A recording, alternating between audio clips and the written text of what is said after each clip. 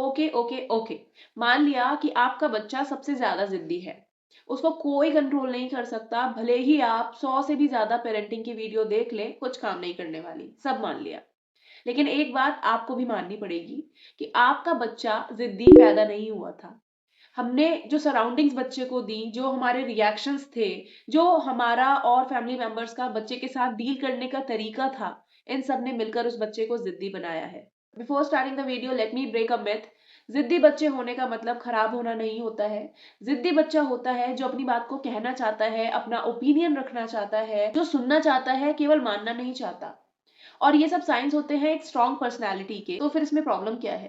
Problem तब होती है जब हम बच्चे को सिर्फ कमांड दे रहे होते हैं, उसको कोई चॉइस के ऑप्शंस ही नहीं दे रहे होते और बच्चे से एक्सपेक्ट कर रहे होते हैं कि वो सिर्फ एक रोबो की तरह ओके मम्मा ओके पापा बोलता रहे। जो बच्चा 2 से 3 साल की एज तक बहुत क्यूट लग रहा होता है, बहुत प्यारी-प्यारी बातें करता होता है, वो अचानक से 4 से 9 साल की एज में क्या हो जाता है ऐसा कि वो बच्चा ज़िद्दी लगने लग जाता है कि ये तो बहुत ज़्यादा ज़िद्दी है। आज की वीडियो में मैं आपके साथ डिस्कस करूंगी 5 ऐसे most common reasons with examples जो कि हमारे बच्चों को अननोइंगली जिद्दी बना रहे हैं। पॉइंट नंबर 1, ओवर पैम्परिंग करना, मतलब कि बच्चे की हर बात के लिए उसको यस बोलते रहना। देखिए आज की डेट में हर कोई बिजी है, चाहे वो वर्किंग पेरेंट्स हो या फिर नॉन वर्किंग पेरेंट्स हो। हर कोई अपने अपने रूटीन में इतना ज्यादा बिजी है कि हमें गिल्ट भी होती है कि हम अपने बच्चे को क्वालिटी टाइम नहीं दे पा रहे हैं। And because of that guilt, to avoid that guilt or to justify that guilt, we exchange our presence with presents।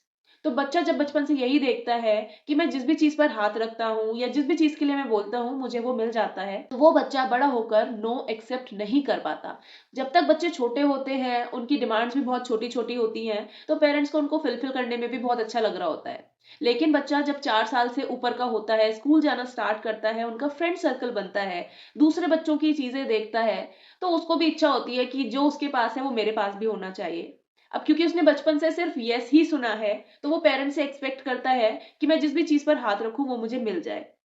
और अब बच्चे जब बड़े होते हैं उनकी डिमांड्स बड़ी होती हैं, अपने फ्रेंड्स का रूम देखते हैं, अपने फ्रेंड्स की साइकिल देखते हैं, उनका पेंसिल बॉक्स, लंच बॉक्स, बहुत सारी चीजें होती हैं, ब्रांड्स को समझना स्टार्ट करते हैं।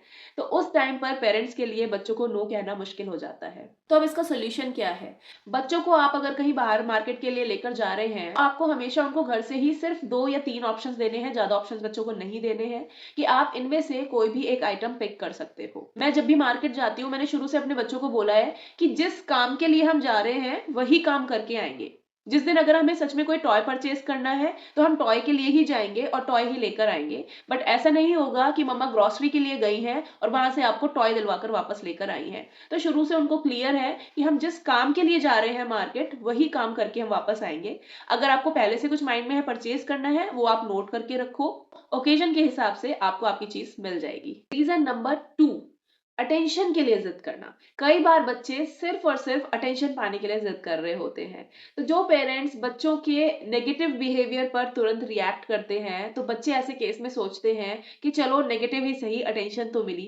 फॉर एन एग्जाम्पल, 2 बच्चे हैं जो कि काफी देर से साथ साथ खेल रहे हैं, so we hardly appreciate them to play together. लेकिन जैसे ही उनमें से एक बच्चा लड़ाई करना स्टार्ट कर देता है या टॉयज फेंकना स्टार्ट कर देता है, हम तुरंत रिएक्ट करते हैं कि क्या कर रहे हो ये। ठीक है। इसका सोल्यूशन क्या है कि जब आप बच्चों को, ये सिर्फ मैं खेलने का एग्जांपल दे रही हूँ, बाकी की चीजों में भी एप्लीकेबल है, कि 2 बच्चे जब साथ साथ खेल रहे हैं, मस्ट अप्रिशिएट कि वाओ कितने अच्छे लग रहे हो तुम दोनों साथ खेलते हुए, कितना मजा आ रहा है ना साथ खेलने में। This reduces unnecessary tantrums. Reason number 3, boundaries clear ना होना। तो जब बच्चों को रूल्स क्लियर नहीं होते हैं या फिर डिसिप्लिन इनकंसिस्टेंट होता है, उस केस में बच्चे आपकी बाउंड्रीज को उस लिमिट तक टेस्ट करते हैं कि मैं कितनी जिद करूं कि मुझे ये आइटम मिल जाए। फॉर एन एग्जाम्पल, मैं अपने बच्चे को जब स्कूल से लेने के लिए जाती हूँ तो उसका फिक्स है कि छुट्टी के बाद वो प्ले ग्राउंड में जरूर जाता है। तो आई हैव फिक्स दैट कि आपको जो भी करना है, एनी 5 स्लाइड्स और स्विंग्स यू कैन डू, और उसके बाद वी विल लीव। तो जिस भी दिन कभी-कभी होता है कि मैं भी बातों में लग जाती हूँ और मैं अवॉइड कर देती हूँ उसको बुलाना, तो उसी दिन होता है कि मुझे 1 आवाज़, 2 आवाज़, 3 आवाज़ उसे लगानी पड़ती हैं, उसके बाद वो आता है। और कुछ बच्चे मैंने ऐसे भी देखे हैं कि वहाँ पर पैर पटक कर, पापा की गोदी में चढ़कर, हाथ चलाते हुए वापस जा रहे होते हैं। अदरवाइज जिन दिनों मैं खुद भी कंसिस्टेंट होती हूँ अपने डिसिप्लिन के साथ में कि मैंने बोला हुआ है आपको 5 स्विंग्स कर कर वापस आना है, and I am continuously watching him कि आपकी 1 हो गई है, 2 हो गई है, and we are counting like that. 5 के बाद आई स्टार्ट लीविंग और वो अपने आप ही मेरे पीछे पीछे आ जाता है। So this is how we set the boundaries and it is very important to control the unnecessary tantrums. Reason number 4, commitments को फुलफिल ना करना। तो होता क्या है, जब बच्चा कोई जिद लेकर आता है हमारे पास, फॉर एन एग्जाम्पल एक बच्चा है जो कि काफी टाइम से किड जोन जाने की जिद कर रहा था, तो उस टाइम की जिद को टेम्परेली टालने के लिए हमने बोल दिया कि अच्छा ठीक है हम नेक्स्ट वाले सैटरडे को चलेंगे। अब हमने बिना सोचे समझे बोल दिया कि कम से कम अभी तो जा भाई तू, बाद में देखा जाएगा। लेकिन बच्चे नहीं भूलते हैं। तो जैसे ही सैटरडे आता है, बच्चा स्टार्ट हो जाता है अपना रिकॉर्डिंग लेकर कि मम्मा आपने सैटरडे को बोला था और सैटरडे को लेकर चलो, and you were not sure about your plans कि आपके सैटरडे को और भी आपको कुछ काम था, कहीं जाना था या कुछ और इंपॉर्टेंट काम था।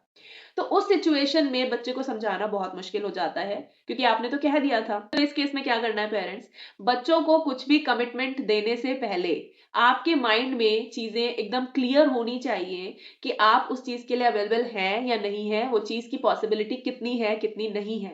मेरा खुद का एक्सपीरियंस है, हमने वीकेंड पे बच्चों को पार्क के लिए बोल दिया, लेकिन उस दिन मौसम खराब हो गया सुबह से और हम नहीं ले जा पा रहे पार्क।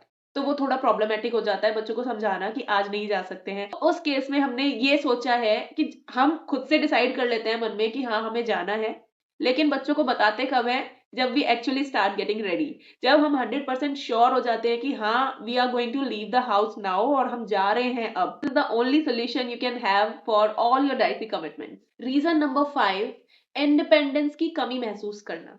जब बच्चा 2 या 3 साल का होता है तब आप अपनी मर्जी चला लेते हो, जो कपड़े पहनाने हैं वेदर के हिसाब से पहनाने हैं वो सब हो जाता है। लेकिन 4 से 9 साल का बच्चा is a grown up child और वो चाहता है कि उसके ओपिनियंस को सुना जाए, उसकी रिस्पेक्ट करी जाए, और जब उनके बिहाफ पर डिसीजंस लिए जाते हैं तो वो कोई ना कोई जिद ऐसी लेकर आते हैं जो उससे उनकी इंडिपेंडेंस वो फील कर सके।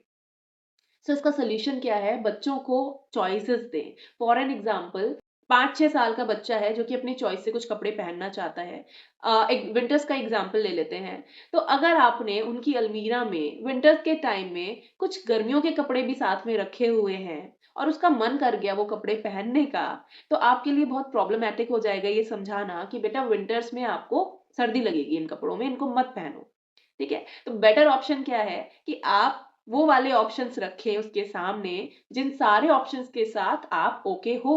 तो बच्चा विल ऑब्वियसली फील एम्पावर्ड कि देखो मैंने चूज करा है, ये मेरी चल रही है यहाँ पर, जबकि ऑप्शन सारे वो आप ही ने दिए हैं, आप उन सारे ऑप्शंस के साथ ओके हो। ठीक है, आई नो बच्चे तब भी कुछ ना कुछ ऐसी चीज निकाल कर ले आते हैं जिसके लिए हमें उनको मना करना पड़ जाता है, बट थोड़ा सा प्लस माइनस इज ओके। बच्चे थोड़ा कभी कभी कॉन्सिक्वेंसेस से भी सीखना चाहिए। Gist of the video is have a balance between pampering and over pampering. Let them enjoy थोड़ी सी independence, give them choices and set a clear rules of boundaries. जिद कोई बीमारी नहीं है, ये सिर्फ एक सिग्नल है, यूजुअली अनमेट नीड्स और कम्युनिकेशन गैप का। अगर पेरेंट्स थोड़ी सी कंसिस्टेंसी और पेशेंस के साथ काम करेंगे तो आप इस जिद्दी बिहेवियर को कोऑपरेटिव बिहेवियर में कन्वर्ट कर सकते हैं। आई होप पेरेंट्स मेरी ये वीडियो आप लोगों को पसंद आई होगी। If yes then please like it and इसको अदर पेरेंट्स के साथ भी शेयर करें। अगर मेरे चैनल पर नए हैं, पेरेंटिंग से रिलेटेड, बच्चों की पढ़ाई से रिलेटेड, उनके बिहेवियर इश्यूज से रिलेटेड आप वीडियोस देखना चाहते हैं तो चैनल को अभी सब्सक्राइब करें। See you in another video. Till then, take care. Bye bye.